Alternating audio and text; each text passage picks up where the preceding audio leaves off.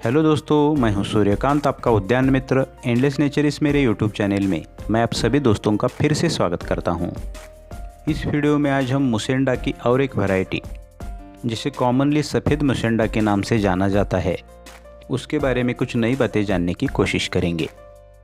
दोस्तों, यह सफ़ेद मुसेंडा एक बागवानी किस्म होने के साथ साथ एक क्रॉस वैरायटी है।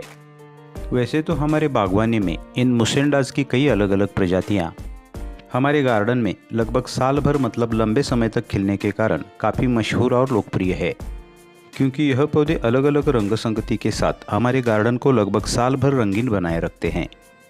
मैंने शूट की हुई यह सफ़ेद मुसेंडा की किस्म, जो एक बागवानी किस्म है, इसका वैज्ञानिक नाम मुसेंडा फिलिपिका है और रूबियासी परिवार, जो 13,000 से भी ज़्यादा अलग अलग प्रजातियों का परिवार है, उनमें इन मुसेंडा के पौधों की दुनिया भर में लगभग 200 से भी ज़्यादा अलग अलग प्रजातियां पाई जाती है।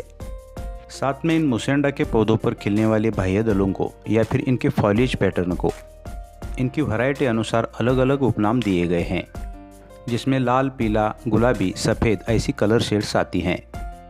मैंने शूट की हुई इस सफ़ेद किस्म का नाम डोना एरोरा है और मूल रूप से या फिर नेटिवली यह पौधा फिलीपींस का मूल निवासी होने के कारण 1938 के दशक में फिलीपींस के पूर्व प्रेसिडेंट मैनुएल लुइस क्वेजोन की पत्नी एवोना एरोरा ऑर्गन के सम्मान में इस प्रजाति का डोना एरोरा यह नाम रखा है, ऐसा कहा जाता है। साथ में इन मुसेंडाज की लगभग 70% प्रजातियां उष्ण और उपोष्ण कटिबंधीय एशिया और अफ्रीका की मूल निवासी है। साथ में प्राकृतिक आवास में यह पौधे जंगलों के किनारों पर, प्राथमिक वनों में या फिर सड़कों के किनारों पर बढ़ते हुए पाए जाते हैं। और इस मुसेंडाज की सभी प्रकार की प्रजातियों में लगभग 20 से 30 प्रजातियां संकर किस्में या फिर क्रॉस वैरायटीज है। और प्रादेशिक वितरण प्रणाली इस पौधे को Buddha's lamp, white mussaenda, tropical dogwood, Philippine mussaenda, virgin tree, queen of the Philippine, बेदिना, बैंकॉक रोज ऐसे कई नामों से जाना पहचाना जाता है। दोस्तों, असल में इन मुसेंडाज के पौधों के शीर्ष पर खिलने वाले यह स्टार शेप्ड फूल ही इनका असली फ्लावरिंग होता है, जिनमें समान रूप से 5 पंखुड़ियाँ होती है और वैरायटी अनुसार इनमें सफ़ेद, पीला, नारंगी ऐसी कलर शेड्स आती हैं। और इन छोटे चटकीले स्टार शेप्ड फूलों का व्यास आधे इंच तक होता है। लेकिन सामान्य तौर पर इन फूलों के आसपास पत्तियों के जैसे जो बाह्यदल होते हैं और लगभग 1 से 1.5 इंच व्यास में अंडाकार या फिर ओवल शेप में विकसित होते हैं। सामान्य तौर पर उसे ही इन फूलों का फ्लावरिंग समझा जाता है। अक्सर यह पत्तियों का ही एक रूप होता है, जिन्हें बाह्यदल, खंड या फिर ब्रैक्ट्स कहा जाता है। और इन बाह्यदलों में विभिन्न प्रकार के रंग या फिर कलर शेड्स आती हैं। मध्य गर्मियों में मतलब मार्च से अप्रैल में यह पौधे खिलना शुरू कर देते हैं और कड़ी सर्दियों की शुरुआत तक खिलते हैं। कड़ी सर्दियों में यह पौधे थोड़ी सी सुप्तावस्था का अनुभव करते हैं। साथ में इन मुसेंडाज के पौधों की तरफ तितलियाँ, बीज और हमिंगबर्ड जैसे पक्षी आकर्षित होते हैं और उनकी चहल पहल का अनुभव इन मुसेंडाज के फ्लावरिंग पीरियड के दौरान हम अपने गार्डन में कर सकते हैं। मधुमक्खियाँ और चिड़ियों के साथ साथ तितलियों द्वारा सबसे ज़्यादा इन पौधों का परागीकरण होता है। साथ में इन मुसेंडाज के स्टार शेप्ड फूलों में और इनके पत्तियों जैसे बाह्यदलों में कोई भी खुशबू वगैरह नहीं होती, यह सिर्फ दिखावटी किस्म के फूल होते हैं। दोस्तों, यह मुसेंडा के पौधे सन लविंग कैटेगरी के या फिर खुली धूप को पसंद करने वाले पौधे हैं। इसलिए हमारे बगीचे में जहां कम से कम 4 से 5 घंटे की सीधी सूरज की रोशनी आती हो, उस जगह इन पौधों को हमें लगाना है, क्योंकि पूर्ण सूरज की रोशनी में इनके बाह्य दलों के रंग काफ़ी निखर आते हैं। बहुत ज़्यादा शेडी एरियाज़ में इनके ब्राइट बाह्य दलों के रंगों में काफ़ी डलनेस आता है। इसलिए इन पौधों के लिए जहां पूर्ण सूरज की रोशनी आती हो, ऐसा लोकेशन हमें चूज़ करना है। साथ में लगभग 70 से 80% ज़्यादातर बड़े पेड़ों के कैनोपीज से छनी हुई सूरज की आंशिक छाया में भी यह पौधे अच्छा प्रतिसाद देते हैं। इसलिए हमारे भारत समेत पृथ्वी के उत्तरी गोलार्ध में साउथ ईस्ट या साउथ वेस्ट लोकेशन इन पौधों के लिए सही लोकेशन है। और ठीक इसके विपरीत पृथ्वी के दक्षिण गोलार्ध में भी नॉर्थ ईस्ट या नॉर्थ वेस्ट लोकेशन इन पौधों के लिए सही लोकेशन है। दोस्तों, यह सफ़ेद मुसेंडा के पौधे एक संकर किस्म या फिर क्रॉस वैरायटी होने के कारण इनकी पानी की ज़रूरत थोड़ी से मध्यम प्रकार में आती है। वैसे देखा जाए तो इनके जंगली पौधे झाड़ी नुमा या फिर बुशी टाइप होते हैं, जो प्राकृतिक आवास में सड़कों के किनारों पर या फिर प्राथमिक वनों में केवल वर्षा जल पर ही निर्भर होते हैं, लेकिन इन संकर किस्मों को थोड़ी सी देखभाल की ज़रूरत होती है।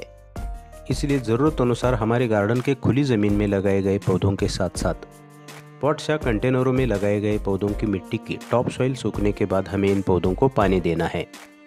साथ में यह पौधे सभी प्रकार की उपजाऊ मिट्टी में अच्छी तरह से पनपते हैं, लेकिन पॉट्स या कंटेनरों की मिट्टी हमें अच्छी जल निकासी वाली बनाकर उसमें लगभग 30 से 40% ऑर्गेनिक खाद को हमें मिलाना है। इन पौधों की खाद की ज़रूरत के बारे में भी इनके फ्लावरिंग पीरियड के दौरान इनकी जड़ों के पास NPK बेस मेंटेन करने के साथ स्पेशली फॉस्फोरस बेस खाद, मतलब जिस खाद में फॉस्फोरस की मात्रा ज़्यादा होती है, उसे हमें इन पौधों को देना है, जिससे इन पौधों पर काफ़ी हेवी फ्लावरिंग होती है। दोस्तों, ऊंचाई में भी यह पौधा सीधे आउटडोर गार्डन में ज़मीन में लगाने पर तकरीबन 3 मीटर की ऊंचाई तक, मतलब 8 से 10 फीट तक बढ़ता है। हम चाहे तो कटिंग के माध्यम से उसे मनचाही ऊंचाई और आकार में मर्यादित रख सकते हैं। साथ में पोषण स्थिति अनुसार पॉट्स या कंटेनरों में यह पौधे 3 से 5 फीट की ऊंचाई तक बढ़ते हैं। दोस्तों, ज़्यादातर यह पौधा हमारे लिए और हमारे पालतू जानवरों के लिए भी गैर विषैला है, क्योंकि इन पौधों में कोई भी हार्मफुल टॉक्सिसिटी नहीं पाई गई है, बल्कि इन पौधों की पत्तियां, फूल और फलों का उपयोग फिलीपींस और अफ्रीका के पारंपरिक चिकित्सा पद्धति में किया जाता है। कुछ प्रोसेस के अंतर्गत सर्पदंश, छाती और फेफड़ों के इलाज में इस पौधे का उपयोग किया जाता है। साथ में पीलिया जैसे रोगों में और पेट दर्द में भी इस मुसांडा के एक मैच्योर पेड़ की छाल से बने हुए अर्क का उपयोग किया जाता है। लेकिन फिर भी बिना जानकारी के और सही चिकित्सक के सलाह के बिना किसी भी वनस्पति का औषधि के रूप में हमें उपयोग नहीं करना चाहिए। साथ में सजावट के रूप में भी इन पौधों को हम सिंगल पॉट से लेकर हेजेस या फिर बॉर्डर्स के रूप में ग्रो कर सकते हैं। हेजेस या फिर बॉर्डर्स पर इन पौधों की अलग अलग कलर शेड की वैरायटीज़ का कॉम्बिनेशन एक यूनिक लैंडस्केपिंग सीनरी क्रिएट करता है। फ्लावरिंग पीरियड के दौरान इन पौधों के बॉर्डर्स या फिर इनके गार्डन बेड्स काफ़ी सुंदर दिखाई देते हैं।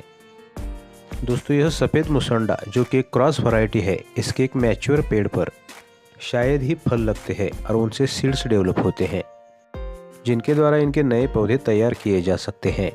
लेकिन इन पौधों का लगभग 95% प्रोपेगेशन इनके स्टेम कटिंग से ही किया जाता है। दोस्तों, इस मुसंडा की प्रजाति की जो एक रेयर वैरायटी है, जिसे कॉमनली लाल मुसंडा कहा जाता है, उस पर भी मैंने एक वीडियो बनाई है, जिसकी लिंक भी मैंने नीचे डिस्क्रिप्शन बॉक्स में दी है। अच्छा, तो दोस्तों, अगर आपको इस सफ़ेद मुसंडा के पौधे की जानकारी अच्छी लगी तो वीडियो को लाइक कीजिए, अपने दोस्तों के साथ शेयर कीजिए और चैनल को सब्सक्राइब करने के साथ साथ पास के बेल आइकन को भी प्रेस कर दीजिए, जिससे नए प्लांट्स के बारे में आगे आने वाली नोटिफिकेशंस आपको समय पर मिलती रहेंगी। अगले वीडियो में फिर मिलेंगे एक नया पौधा और उससे जुड़ी कुछ नई जानकारी के साथ। Till then, good bye. Om Sai.